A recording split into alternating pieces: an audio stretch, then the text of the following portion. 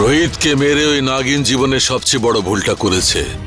রোহিতের নামে আমি প্রতিজ্ঞা করছি, আমি ওই নাগিনকে জীবন্ত ছাড়বো না। আরে তুমি আমার ছেলে রাজের পিছনে কেন পড়ে রয়েছো? এই বাড়ির একটা ছেলেকে মেরে তোমার এখনো শান্তি হয়নি যে তুমি আবার আরেকটা ছেলের পিছনে পড়েছো? রাজ, এর নামের মিছিল তো আজই বার হবে।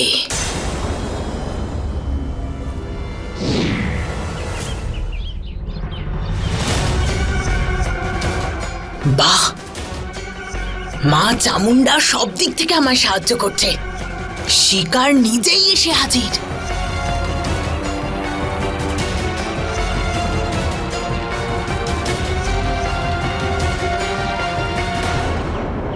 আরে পিসিমা, আপনি লাঠি হাতে নিয়ে এখানে কি করছিস? আসলে আমাকে রাগিনী ফোন করেছিল। ও আসলে বলল এখানে আশেপাশে কোথায় সাপ আছে, আমি সেটাকেই খুঁজছি। এটাই সুযোগ ওকে ভুলিয়ে ভালিয়ে আমার সাথে নিয়ে যাওয়ার। ওই নাগিনের জন্য সারা বাড়ি ভয়ে আছে। ওর বিপদ দিনের পর দিন বেড়েই চলেছে। ওকে বশ করার জন্যই আমি লালঘাটি যেতে চাই।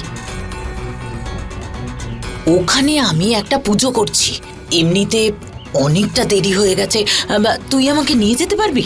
আসলে কি জানিস তো, পুজো সম্পূর্ণ না হলে ওই নাগিন এই বাড়ির কোনো সদস্যকে... না না পিসিমা, আমি এমনটা কখনো হতে দেব না।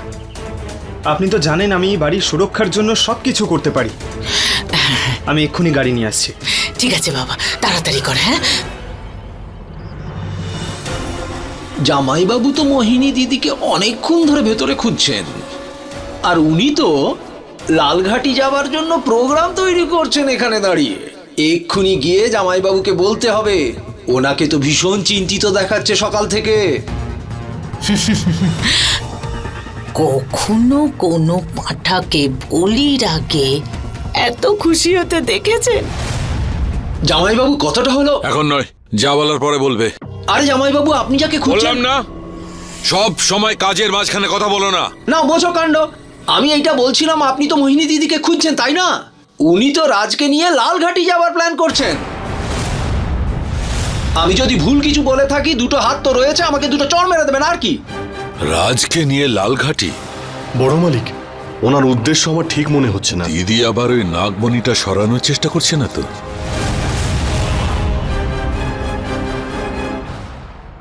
আরে দিদি,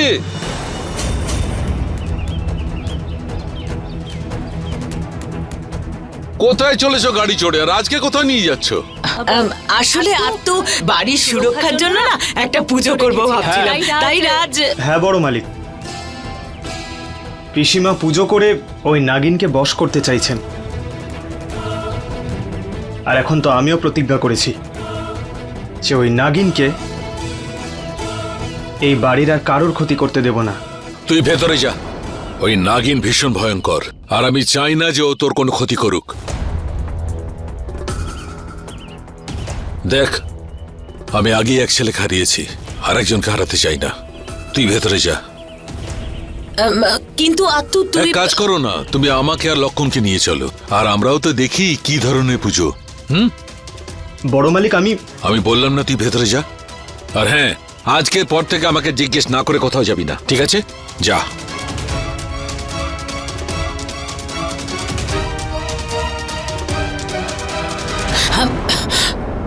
আমি তোর সাথে কোথাও যাব না। কেন? তোমার সবকিছু ফাঁস হয়ে যাবে সেই জন্যে? কি বলতে চাইছিস তুই? বুঝলাম না। তার মানে তুমি ঘরের মধ্যে কি গোপন কাজ করছিলে? আমি বাইরে থেকে দরজায় ধাক্কা দিয়েছি, কিন্তু তুমি খোলনি। তারপর ওখান থেকে উধাও হয়ে গিয়ে এখানে চলে এসেছো। কি চলছে কি তোমার মাথার মধ্যে? তোর সব প্রশ্নের উত্তর দেওয়ার প্রয়োজন বোধ করি না আমি। তোর কি অধিকার আছে? তুই নিজের মর্জিতে আমাকে এখানে এনেছিলি, আমি আসিনি। তুমি আমার ইচ্ছা এখানে এসেছো, আর আমার ইচ্ছাতেই তুমি এখান থেকে যাবে।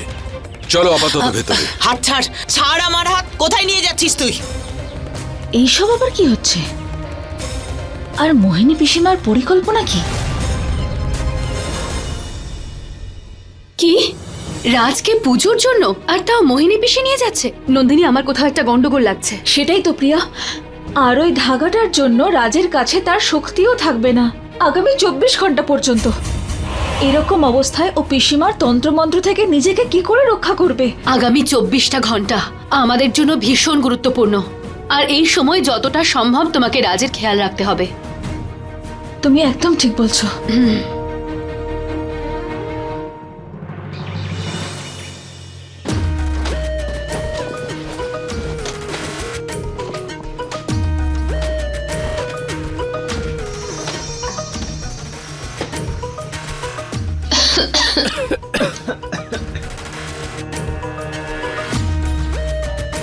আমায় রাজের থেকে নন্দিনীকে দূরে রাখতে হবে, আর রাজকে নিজের করতে হয়।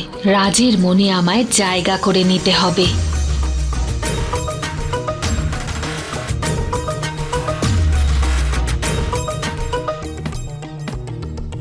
তুমিও কি সেটাই অনুভব করতে পারছো যেটা আমি এখন অনুভব করছি? আমার তো মনে হচ্ছে তোমাকে এরকম ভাবে দেখে আমি মরেই যাব। শরবত খাবে নাকি? এখানে জলে ধুলো দিয়ে শরবত বানাবে নাকি?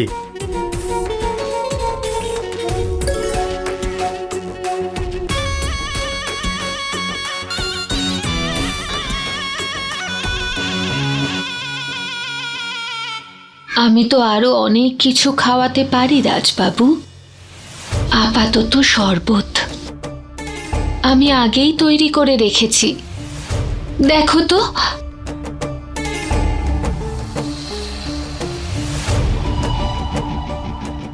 আরে বাহ,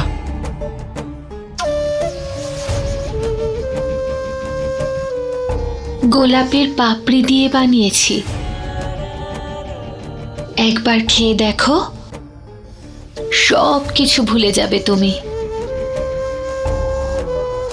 নিয়ে আসবে?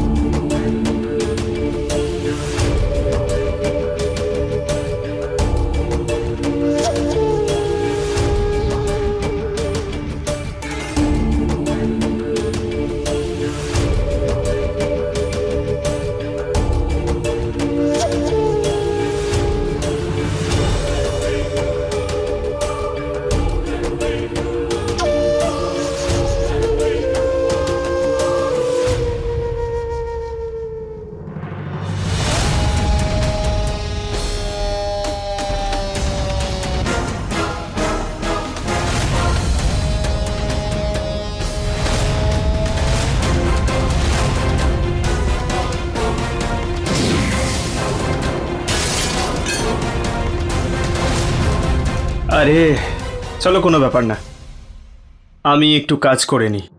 এইভাবে কি করে? তুমি আমার ক্লাস থেকে খাও না। আসলে গরম তো তোমারই একটু বেশি লাগছিল, তুমিই খাও। তোমায় আমার দিব্যি। যদি তুমি এটা না খাও তবে আমার খুবই খারাপ লাগবে রাজবাবু। খাও না, নাও খাও।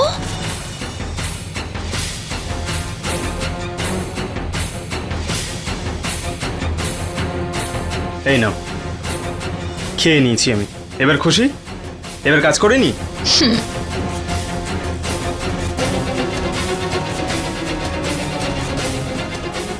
আমার কাজটা আমি করে ফেলেছি রাজ। এখন তুমি আমাকে ছাড়া আর কিছুই দেখতে পাবে না। আর তো তুই এটা কি করছিস?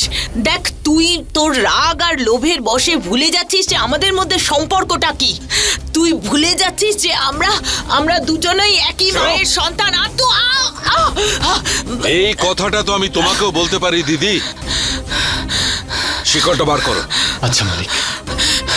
তুই আমাকে কোথায় নিয়ে এলি?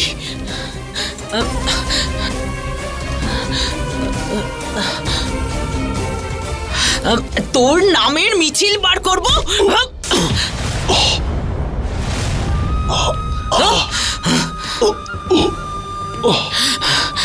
এটা তুমি কি করলে?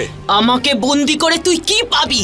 দেখো দিদি, তোমার খেলাটা কিন্তু আমি বুঝে গেছি।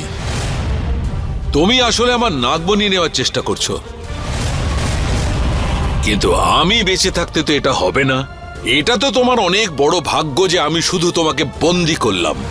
যদি অন্য কেউ হতো না, তাহলে এতক্ষণ সে পরলোকে ঘুরে বেড়াতো। ওহো, খুব বোঝদার হয়ে গেছে আমার ছোট ভাই। আমার বিরুদ্ধে যাওয়ার সাহস দেখাচ্ছিস?